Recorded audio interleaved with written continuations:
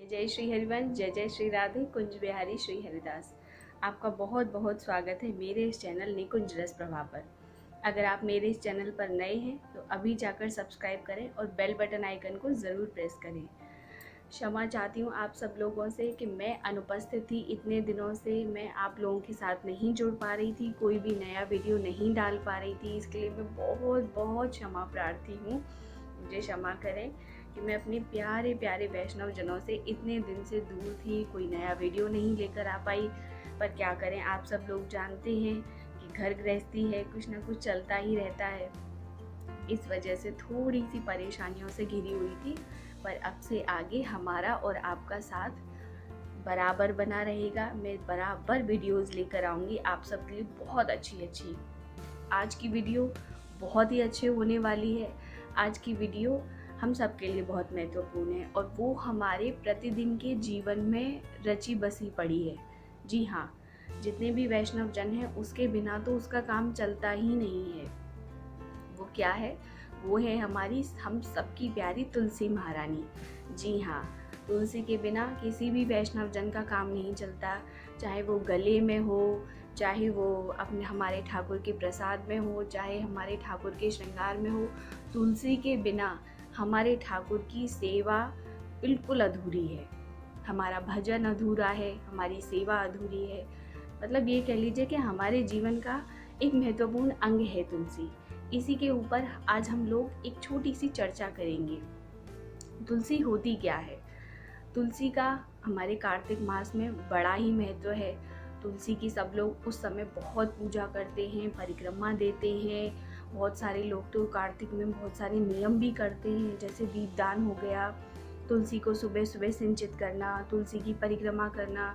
बहुत से हमारे वैष्णव जन तो तुलसी की 12 महीने ही परिक्रमा देते हैं। और हाँ, पापों को अगर ख़त्म करने की सामर्थ्य तुरंत अगर किसी में है तो वो सिर्फ और सिर्फ हमारी तुलसी महारानी में है और किसी में नहीं है। तुलसी महारानी के दर्शन मात्र से ही हमारे सारे पाप कट जाते हैं। जी हाँ, अगर पापों को काटने की सामर्थ्य है तो सिर्फ और सिर्फ तुलसी में है। शास्त्र वचन है कि बिना तुलसी के विग्रह स्पर्श नहीं किया जा सकता। जी हाँ, शास्त्रों में ये बताया गया है कि अगर हमारे गले में ये तुलसी की कंठी माला नहीं है, अगर एक दाना भी स्पर्श नहीं है हमारे शरीर से, तो हम श्री विग्रह की सेवा के अधिकारी बिल्कुल नहीं हैं। अगर कोई सोचे कि श्री विग्रह की सेवा का अधिकार हमें बिना तुलसी कंठी धारण के मिल जाएगा, तो ये आपकी गलत फहमी है। ऐसा बिल्कुल नहीं है। दूसरा, तुलसी धारण से सर्व प्रकार की शुद्धि हो जाती है। एक बात कहने योग्य तो खैर नहीं है, ये मैं किसी को बढ़ावा नहीं दे रही हूँ, पर अगर आप नहाए नहीं हैं कई कई दिनों से, तो भले आप नहाए नहीं हैं पर फिर भी आपने अगर गले में तुलसी धारण कर रखी है तो आपसे शुद्ध और पवित्र कोई भी नहीं है। नित्य तुलसी प्रणाम से कभी शारीरिक महाव्याधि परेशान नहीं करती। जो लोग नित्य तुलसी को प्रणाम करते हैं, उनकी वंदना करते हैं, उनकी परिक्रमा करते हैं, कभी उनको कोई भी शारीरिक, मानसिक, दैहिक, दैविक कोई भी महाव्याधि उनको नहीं सताती। तुलसी सींचने से नरक नहीं जाता वो व्यक्ति। जी हाँ, अगर आप तुलसी का सिंचन नित्य करते हैं, तुलसी को जल देते हैं, तो इस बात की गारंटी है, लिख लीजिए कि आप नरक नहीं जाएंगे। जी हाँ, तुलसी का एक पौधा और उसकी सेवा से त्रिविध ताप व पाप नष्ट हो जाते हैं। अगर आपके घर में तुलसी का एक पौधा है और आप उसकी डेली नित्य सेवा करते हैं, डेली उसको जल देते हैं, शाम को दीपक से आरती करते हैं, उसकी परिक्रमा करते हैं, तो आपके घर में कोई भी आदि व्याधि कुछ भी नहीं सता सकती। सारे पाप, आपके जितने भी शास्त्रों में पाप बताए गए हैं, सब नष्ट हो जाते हैं तुलसी के अर्चन बंधन से। गोविंद चरण प्रिया, तुलसी को गोविंद चरण प्रिया कहा है गोपियों ने। जी हाँ, तो जब गोपियों ने तुलसी के बारे में, तुलसी की महिमा का वर्णन किया है, तो इसे उन्होंने गोविंद चरण प्रिया तथा कल्याणी की संज्ञा दी है। सोचिए, जब इतनी महान गोपियों के मुख से तुलसी के लिए इतना सब कुछ निकल रहा है, तो तुलसी की कितनी महिमा होगी। पुराने साधु संत जो होते थे, वो तो इस तरह के नियम करते थे कि जिसके गले में तुलसी नहीं होती थी वो उसके हाथ का पानी पीना तो क्या, उसके हाथ के स्पर्श किए हुए जल से स्नान भी नहीं करते थे। सोचिए कि पीना तो बहुत दूर की बात है, अगर जिसके गले में तुलसी नहीं है, जिसने दीक्षा नहीं ले रखी, हरिनाम नहीं ले रखा, उसके हाथ के छुए हुए जल से स्नान भी नहीं करते थे। हमारे पुराने साधु संतों के नियम इस तरह से थे। जिस माला को आँख से देखा नहीं जा सकता, बहुत से लोग होते हैं बड़ी बड़ी मालाएं कंठाहार धारण करते हैं और फिर उसको धारण करके आप शौचालय में जाते हैं, स्नान करते हैं, तो इसके लिए बताया गया है। बहुत से लोगों के मन में होगा कि किस तरह से उन मालाओं को हम पहने, तो उसके लिए मैं बता रही हूँ कि जिस माला को आप अपनी आँखों से यहाँ तक देख सकें, उस माला को आप शौचालय और स्नान करते वक्त उतार दें। उसको पहनकर आप ना तो शौचालय में जाएं, न स्नान गृह में जाएं। यहाँ तक कि माला को हम देख नहीं सकते। तो इसका नियम ये हुआ कि जिस माला को हम आँखों से देख नहीं सकते उसको तो हम धारण कर सकते हैं 24 घंटे, पर जिसको हम अपनी आँखों से देख पाएंगे उसको हम शौचालय और स्नान गृह में लेकर नहीं जा सकते, क्योंकि वो नाम है। बहुत से वैष्णव जन तो इतना निम्बार्क नहीं, दक्षिण भारत में रामानुज संप्रदाय में तो इतना ध्यान रखते हैं कि तुलसी या जो नाम का हमने लॉकेट पहन रखा है वो हमारे अंगों के ऊपर से पानी होकर जाएगा तो फिर वो अपराध लगेगा। इस वजह से वो उस समय तुलसी को उतार देते हैं। और रामानुज संप्रदाय में तो श्री विग्रह की सेवा में अगर किसी ने तुलसी धारण नहीं कर रखी है तो उसे घुसने भी नहीं दिया जाता मंदिर के गर्भगृह में। जितनी बड़ी माला हो उसको उतार देना चाहिए। सिर्फ ये छोटी सी जिसे हम अपनी आंखों से नहीं देख सकते, सिर्फ उसको ही पहनकर 24 घंटे रहना चाहिए किसी भी अवस्था में। तुलसी कभी भी अशुद्ध नहीं होती है। ये पता नहीं किस किस ने भ्रांति फैला रखी है कि तुलसी अशुद्ध हो जाती है, सूतक में जाते हैं, मरे में जाते हैं। उसके लिए अगर आपके गुरु ने आज्ञा कर रखी है कि जब आप किसी सूतक वाली स्थान पर जाएं, किसी के मरण में जाएं, तो आप आकर उसे बदलें, तो आप अपने गुरु के बताए हुए नियमों के अनुसार ही करें। गुरु जो होता है वो हमें कंठी धारण करवाता है। इसका तात्पर्य ये होता है कि जिस तरह से एक माँ होती है, एक शौच में लिपटे हुए बच्चे को कोई नहीं लेना चाहता, यहाँ तक कि उसका पिता भी उसको नहीं लेना चाहता है, पर जो माँ होती है वो उसको नहलाकर धुलाकर, उसको काजल लगाकर, टीका लगाकर, पाउडर लगाकर इतना सुंदर बना देती है कि राह चलता व्यक्ति भी उसकी ओर आकर्षित हो जाता है। उसका पिता उसे अपनी गोद में तभी लेता है जब वो बच्चा स्वस्थ होता है, वो स्वस्थ नहीं, जब वो बच्चा स्वच्छ होता है तभी वो पिता भी लेता है उसको। उसी प्रकार जो गुरु होता है वो हमारे जन्मों जन्मों से हम जिन पापों में लिपटे हुए हैं, गुरु नाम देकर इस कंठी को धारण करवाकर हमें ठाकुर जी के प्रसादी योग्य बना देते हैं। जी हाँ, गुरु जो होते हैं वो इस कंठी को धारण करवाकर हमें ठाकुर जी के सामने उनकी गोद में बैठने योग्य बना देते हैं, जिससे कि हम उनकी गोद में बैठने की योग्यता प्राप्त कर सकें। और ठाकुर जी हमें कंठी धारण करते ही अपनी गोद में बिठा लेते हैं। ये होती है गुरु की महिमा और ये होती है कंठी की महिमा। वैष्णव को कभी भी तुलसी से रहित नहीं होना चाहिए। जो भी वैष्णव हैं जिन्होंने नाम ले रखा है, तिलक धारण करते हैं, उन्हें कभी भी तुलसी उतारनी ही नहीं चाहिए। भले एक दाना हो पर शरीर से स्पर्श हो रखा हो। वैष्णव को इस बात का पूरा ध्यान रखना चाहिए। किसी भी अवस्था में जब आपने नाम ले लिया है, आपने गुरु बना लिए हैं, तो कभी भी किसी भी अवस्था में तुलसी का त्याग न करें। अब बहुत से लोग कहते हैं कि मरे में जाएं तो तुलसी बदलेंगे, नहीं बदलें। तो एक बात बता दूं मैं आपको, जो ब्राह्मण या कोई भी जाति के व्यक्ति होते हैं जो जनेऊ धारण करते हैं, जनेऊ एक बार को अशुद्ध माना जाता है। जब हम मरना शौच में जाते हैं तो जनेऊ अशुद्ध हो जाता है, उसको हमें ज़रूर बदलना पड़ता है। पर तुलसी कभी भी अपवित्र नहीं होती, हमें उसको बदलना नहीं पड़ता। तुलसी होने से अन्न का एक एक कण महाप्रसाद बनकर नीचे जाता है। तुलसी पहनने का भाव ही यही है कि अगर हम बाई चांस बिना भोग लगाए ठाकुर जी को अगर कुछ पा रहे हैं तो तुलसी होने से वो नीचे प्रसाद बनकर ही जाएगा, वो अन्न नहीं माना जाएगा, वो महाप्रसाद में उसकी गिनती हो जाएगी। इसलिए ये गले में कंठी धारण करने का एक महत्व ये भी है।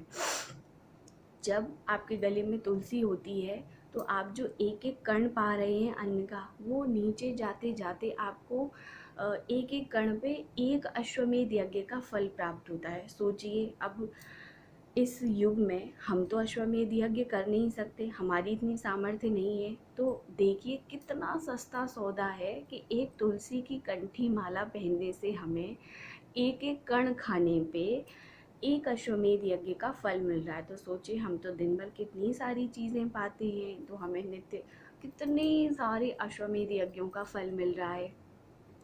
अंतिम संस्कार में अगर एक तुलसी का काष्ठ डाल दिया जाए, चाहे उस व्यक्ति ने, मरने वाले ने कितने भी पाप करे हो जीवन भर, अगर वो यमलोक जा रहा है, नरक जा रहा है और उसकी जलती चिता में किसी ने एक काष्ठ का छोटा सा टुकड़ा भी डाल दिया तो उसे भगवान अपने बैकुंठ बुलाते हैं सीधा, वो नरक को कभी जा ही नहीं सकता। देखिए हमारी तुलसी की महिमा। और आजकल की हायरी माया, लोग क्या करते हैं कि जैसे ही मरते हैं वो तुलसी की कंठी को तोड़ दिया जाता है, उसको उतार लिया जाता है। मैं आप सब लोगों से विनती करती हूँ, इस रीति को बदलिए, इस प्रथा को बदलिए। आप सारी चीज़ें उतरवा लीजिए, पर ये तुलसी की कंठी माला उस व्यक्ति के गले में रहने दीजिए। ऐसा नहीं है कि वो फंदा रह जाता है, बहुत से लोग कहते हैं कि वो बंधा हुआ रह जाता है, वो गले में फांस, पता नहीं क्या क्या बोलते हैं, मैंने भी सुना है लोगों से।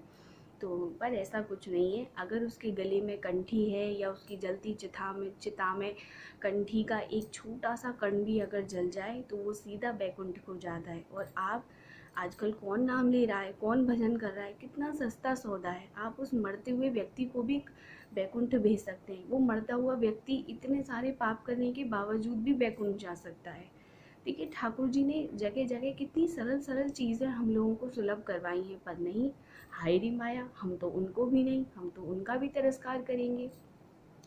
अब बात आती है कि तुलसी वृक्ष की छाया में अगर हम शालिग्राम को पधराएं, जैसे कोई वृक्ष है तुलसी का, उसकी छाया में हम शालिग्राम भगवान को बैठाकर पितृ तर्पण करें, अपने पितरों का श्राद्ध करें, तो हमारे नरक में पड़े हुए पितर भी स्वर्गलोक में आ जाते हैं, मुक्त हो जाते हैं वो, और अपने अपने स्थान को चले जाते हैं। सोचिए, जिनके पितरों का हमें पता ही नहीं है, अपने पितरों का पता ही नहीं है, कितना सरल साधन है। आप अपने घर में तुलसी की छाया में शालिग्राम भगवान को बिठाइए, वहीं बैठकर अपने पितरों का श्राद्ध कीजिए, और आपके जितने भी सारे पितर हैं वो सब मुक्त हो जाएंगे। वो चाहे जिस योनि में हो, चाहे कितनी भी गंदी से गंदी योनि में पड़े हुए हों।